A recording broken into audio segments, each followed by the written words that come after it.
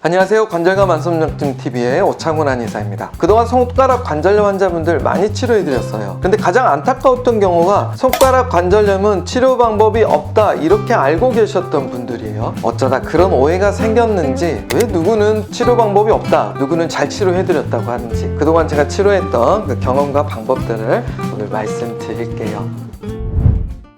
정형외과나 류머티스 내과에서는 이 퇴행성 손가락 관절염을 노화다, 그래서 치료 방법이 없다 이렇게 말씀하시곤 하셨대요. 근데 충분히 그럴 수 있습니다. 정형외과 원장님들 입장에서는요. 왜냐면 이 손가락 관절염은 다른 무릎이나 고관절, 허리 디스크 이런 거와 달리 수술 방법이 그렇게 개발이 안 돼 있어요. 그래서 이분들 입장에서는 치료 방법이 없다 그렇게 말씀하실 수 있는 거죠. 그래서 이제부터는 치료 방법이 없다라는 이 말씀을 수술 방법으로 도와드릴 방법은 제가 몰라요, 이렇게 바꿔서 해석하시는 게 필요합니다. 그래야 이런 오해가 사라질 거예요.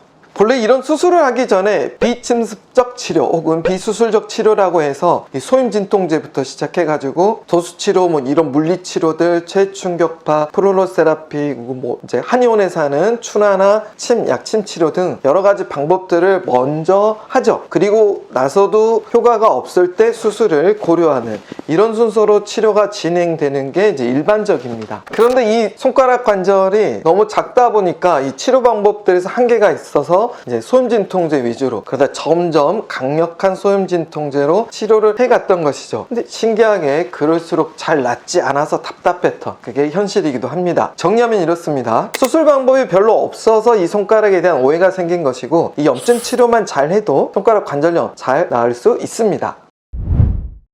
이제 우리가 어떤 관점으로 이 손가락 관절염을 만나느냐에 따라서 이 치료 방법들이 확 넓어지는데요. 그 원인을 다시 한번 살펴보겠습니다. 이 관절염은 흔히 연골들 생각하는데 그래요. 제가 백보양보해가지고 무릎 관절염이 연골 때문이라고 쳐요. 근데 이 손가락 관절염은 그 연골 때문이라기보다 반드시 염증 때문이라는 것을 꼭 기억해 주세요. 그리고 이 염증도 이 손가락에 있는 염증만 보는 게 아니라 바로 이 손가락 관절염의 원인이 심장의 만성염증이라는 점을 저는 분명하게 말씀드립니다. 이 심장과 손가락은 긴밀하게 연결이 되어 있어요. 그래서 손가락 관절염이 있는 분들은 이런 증상이 있는지 먼저 확인해 보세요. 불면, 그리고 심장이 두근거리고 잘 놀라고, 심하면 공황장애도 생기고요. 그리고 이 혓바닥, 혀도 심장과 연결되어 있는데요. 혀가 마르고 갈라지고 따갑고 구내염이 생기거나 혓바늘이 돋는 이런 증상들, 그리고 손가락 주변에 거스러미들이 있다면 이런 증상들은 바로 심장의 만성염증 때문에 손가락 관절염이 생긴 것이구나 이렇게 보시면 됩니다. 자세히 들어가면 그 밑에 또 다른 원인들 있는데 그걸 설명드리기는 좀 어렵고요. 그런 부분은 제가 진찰하고 치료하면서 차차 해결해 드리고 있습니다. 그럼 치료 방법들 함께 보시죠.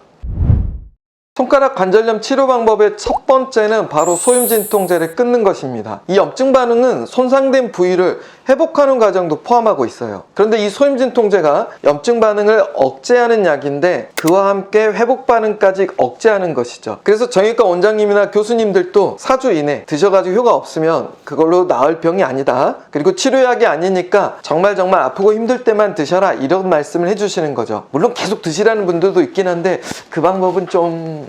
특히 이 소임진통제가 염증 반응을 억제하다 보니까 회복력이 느려지는 이 중년 이후부터는 점점 효과가 없었던 것도 사실입니다. 어떤 분은 몇 년째 드신 분도 계시고, 그렇게 드시다가 도저히 안 되겠다 해서 끊고 별 방법 없이 지내오신 분들이 계신 것도 종종 제가 진찰하면서 확인하는데요. 이분들은 소임진통제를 끊고 소염생혈산으로 치료하시면 됩니다. 이 소임생혈산은 두 가지 의미를 담고 있어요. 한 가지는 소임진통제를 대신한다, 그리고 혈액이 잘 공급되어서 이 관절의 회복을 돕는다, 이런 두 가지 의미를 담고 있는 약입니다. 물론 딱 정해진 처방은 아니고요. 환자분들에 따라서 맞춤 처방으로 해드리고 있어요. 치료 기간을 궁금해하신 분들이 많던데 워낙 같은 관절염이더라도 환자분들의 그 상태가 다양해서 단정하기는 어렵습니다. 하지만 50대 후반에서도 빠른 분들은 한 달 만에 치료가 되기도 해요. 그 치료 기간은 기저질환이나 스트레스, 그다음에 신장의 정도에 따라서 다르니까 그 점은 질문 주셔도 제가 답 드리기엔 좀 어렵습니다. 진짜 받아보시기 바라고요. 그리고 손가락 관절염 두 번째 치료 방법은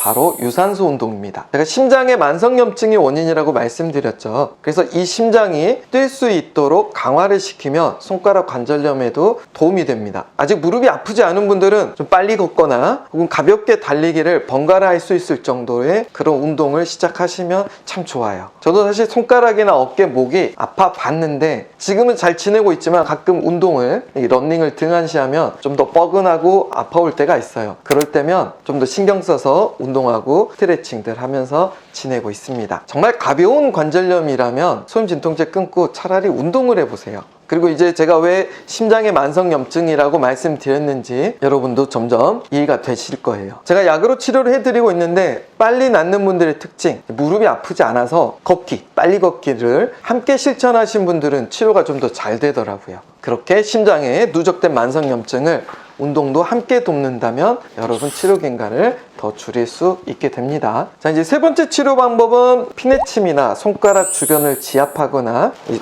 팔을 마사지 해주는 방법들이에요. 이미 지난 영상에서 자세히 말씀드렸으니까 이 영상 끝나고 끝에 연결해 두면 꼭 한번 보시면 소임생혈산이나 이 운동들 할 때 함께 하시면 효과 더 보실 수 있고요. 이 지압만으로도 통증이 줄었다는 분들 계시거든요.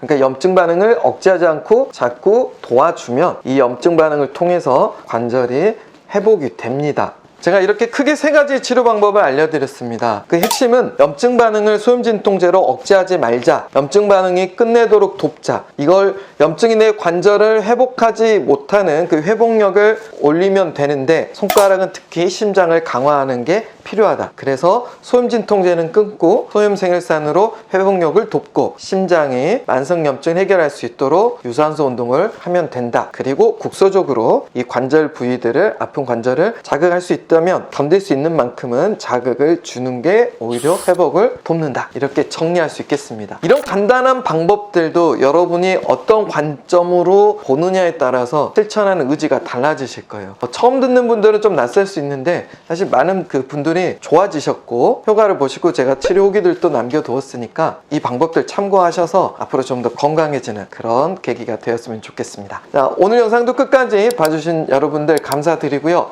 다음 시간에 찾아뵙도록 하겠습니다. 안녕히 계세요.